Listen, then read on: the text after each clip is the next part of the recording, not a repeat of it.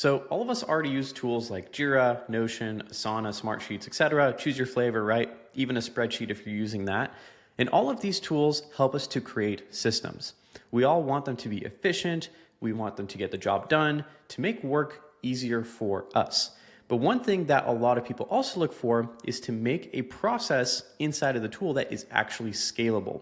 The system or the process that you use, you want it to grow with your team. You want it to expand and to actually be functional over time and potentially be even more functional later than it is today. So how do you actually create these systems that are scalable that can grow along with you? There's really three big things. The first one is going to be standardization. Now, standardization is essentially just using the same thing in multiple places. So here's a very simple example. Marketing project, sales project, operations project. These are all separate spaces or like places of work for each team. Let's pretend each of these has their own unique individual workflow. Let's pretend that workflow is super simple. It's to do, in progress, and done. Those are your three kind of core things. And you want to add an in review status to all of these.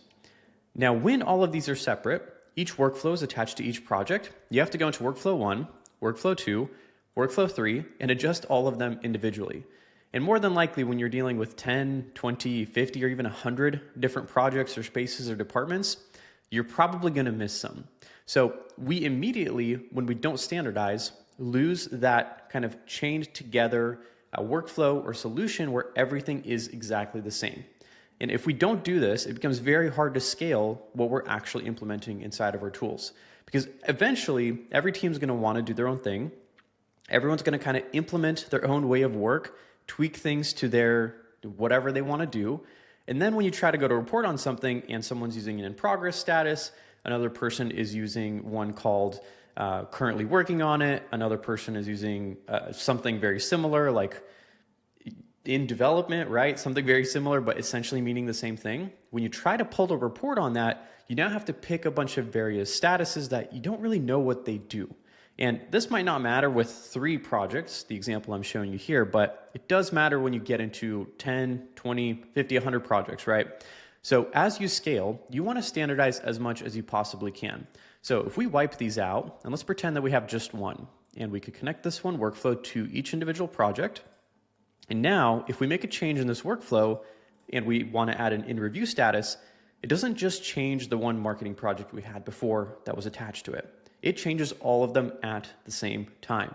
So obviously this saves a bunch of time because you don't have to go into each workflow and adjust it, but it's also now 100% standardized. The one change makes an impact on every single project and it rolls up all into one workflow.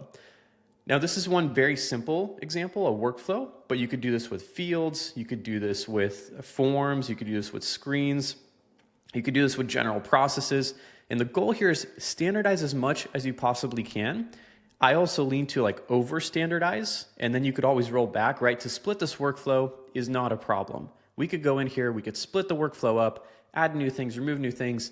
But when you have a workflow that's already split up and so vastly different, to pull them back together and rein them in, that is a challenge. It is a lot easier to split than to come back and combine. So my default here is over standardize however you can, as much as you can. And when you do this, it's going to be a lot easier to scale. So that's point 1, standardization.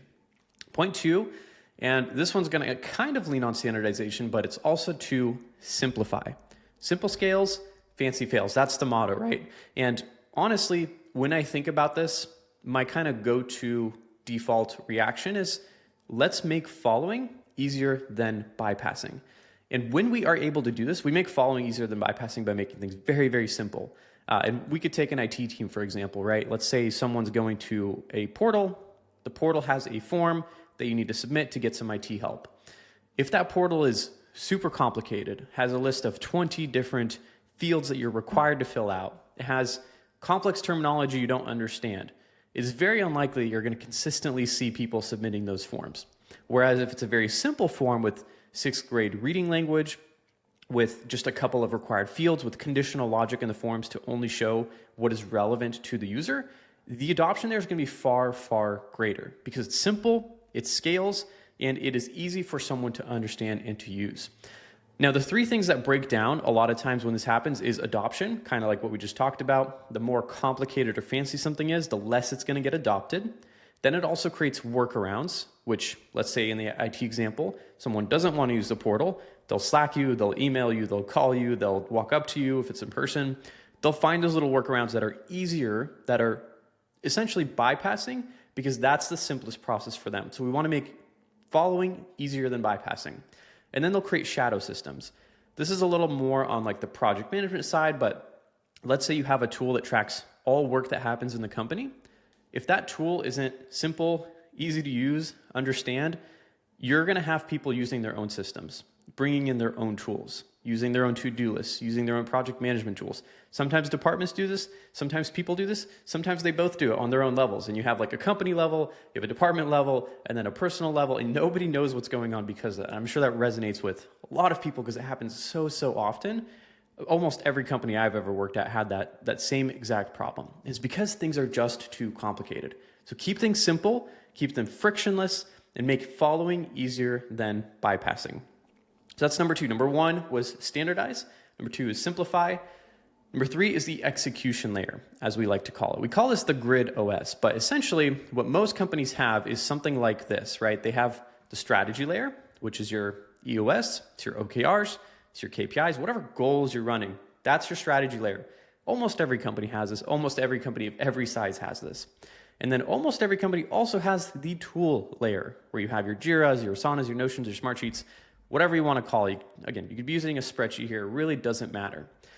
Now, the problem is, how do you get the strategy over to the tool? And this is where a lot of companies and teams struggle, because they have their vision. They have what they want to achieve. They have that North Star goal. Wow, that's a very big achievement there. They have their North Star goal, and they want to execute on it, but they don't know how to get it into their tool layer. That's where we have the execution layer. We call this internally the GRYD OS, and that slots in right in between the strategy layer and the tool layer.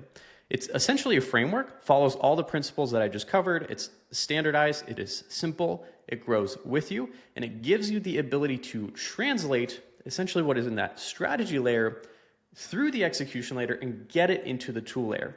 That way, every team that goes into work, from the most junior employee and staff that has a subtask assigned to them, knows exactly what high-level goals and accomplishments this actually belongs to and rolls up into.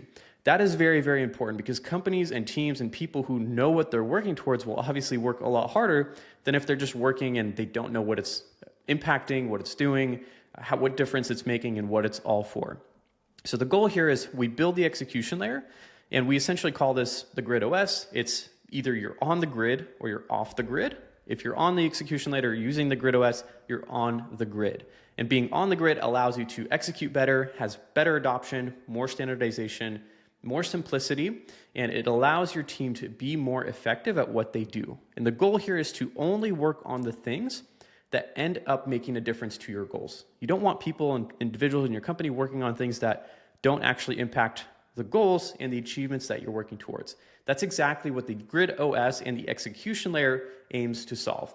So this is step three. This is the kind of execute step.